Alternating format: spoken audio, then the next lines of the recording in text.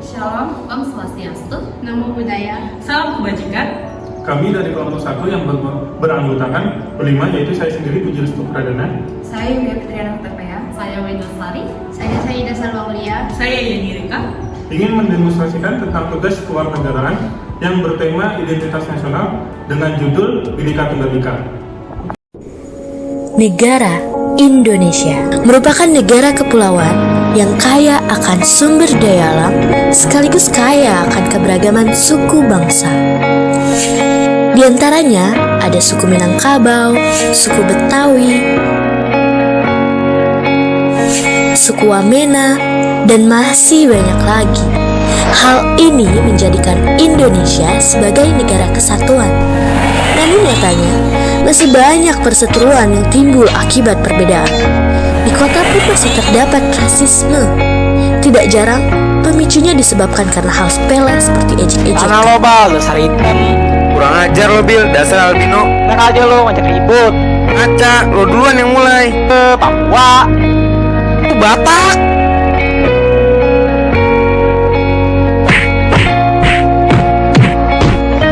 Hal buruk ini tidak akan terjadi jika kita saling menghargai atas segala perbedaan. Mulai dari perbedaan budaya, perbedaan keyakinan, perbedaan warna kulit. Sudah saatnya kita berubah menjadi lebih baik, di mana mayoritas bersatu dengan minoritas dalam rasa solidaritas. Dimulai dari diri sendiri, lalu membiasakannya pada orang lain. Karena perbedaan itu adalah alasan untuk bersatu.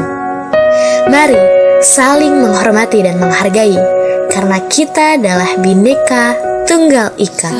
Berbeda-beda tetapi tetap satu jua. Hari ini kita akan wawancara tentang Bhinneka Tunggal Ika oleh Pak Abdul Rauf. Pertama pertanyaannya adalah, apakah makna Bhinneka Tunggal Ika menurut Bapak? Mungkin Bhinneka Tunggal Ika ya.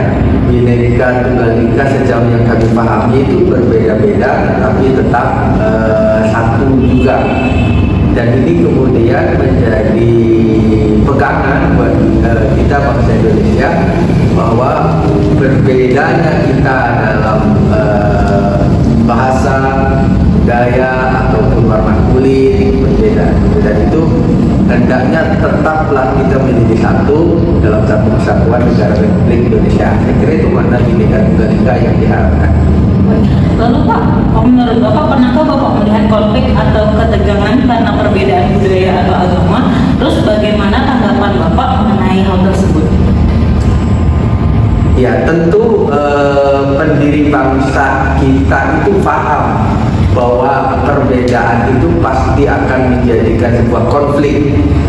Dan pernah juga kan kita lihat terjadi perbedaan agama di dalam pengamalannya. Contoh misalkan ketika membangun masjid, kalau kita tidak berpegang teguh kepada Bhinneka Tunggal Ika, kita sebagai Muslim pasti nggak mau ada gereja, kita nggak mau ada. Nah, dan itu terjadi, maka pendiri bangsa itulah kemudian menciptakan Bhinneka Tunggal Ika. Nah, terkait pertanyaan tadi, apakah pernah melihat? Ya, pernah, dan bahkan terjadi. Dulu di Batam itu di tahun 2000 atau tahun 1999 itu pernah terjadi juga konflik perbedaan suku ya antara orang Flores dengan orang Padang. Ya itu ramai juga sampai saling bertikai. Nah, baik, saya kira itu. Di masa yang modern ini kan Pak, kita lebih ke media sosial kan Pak. Jadi menurut Bapak ini seberapa penting media sosial mempengaruhi persepsi tentang keberagaman Pak? Ya, media sosial sekarang itu menjadi sumber acuan ya, baik untuk sebuah informasi ataupun ilmu pengetahuan. Kita semua juga ketika mungkin belajar, apalagi sekarang zamannya AI, itu lebih terbantu.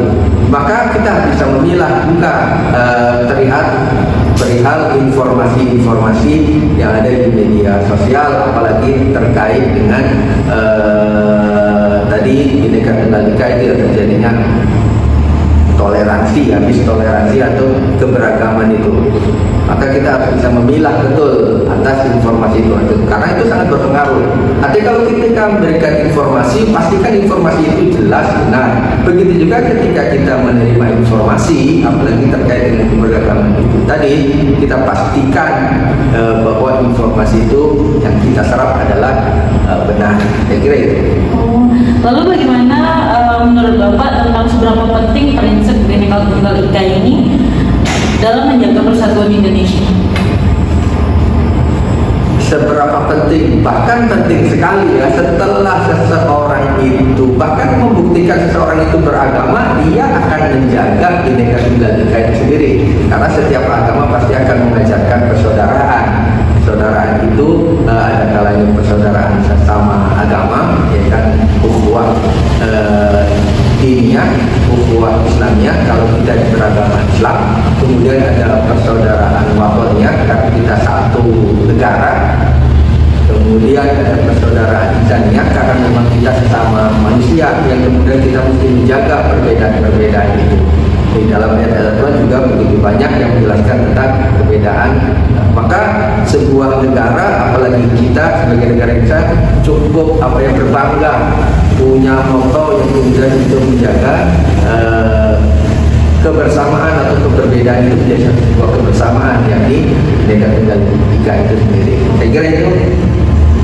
Kalau gitu pertanyaan terakhir, bagaimana Bapak menjaga komitmen Bhinneka Tunggal Ika ini dalam kehidupan sehari-hari Bapak? Ya, kalau secara pribadi tentu dengan saling menghormati, ya kan, tidak ada perkataan-perkataan yang menyakiti, ya kan, apalagi terkait dengan perbedaan. Pasti kita menghadapi ada yang berbeda warna kulitnya, ada yang berbeda suku bangsanya, ada yang berbeda budayanya, ya kita hormatilah bagaimana dia menjalankan budayanya. Ada orang yang berkata keras, kalau kita bertemu orang Medan, nggak ada dia bahasa pelan.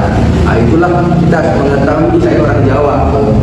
Kalau dia orang Jawa itu dia sedang berkata keras atau berkata menyakitkan. Tapi kita paham dia itu orang Batak, ya kan? Dia itu orang Medan, memang berkata juga. Itulah bagian wujud dari bagaimana saya mengapresiasi atas Bhinneka Tunggal Ika itu diantaranya.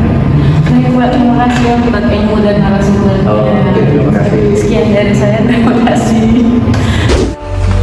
Musuh yang terberat itu adalah rakyat sendiri. Rakyat yang mabuk akan budaya luar, yang kecanduan agama, yang rela membunuh bangsa sendiri demi menegakkan budaya asing. Jangan mau diperbudak oleh semua itu. Tetaplah bersatu padu membangun negeri ini tanpa pertumpahan darah. Sekian demonstrasi dari kelompok kami, kurang lebihnya mohon maaf. Assalamualaikum warahmatullahi wabarakatuh.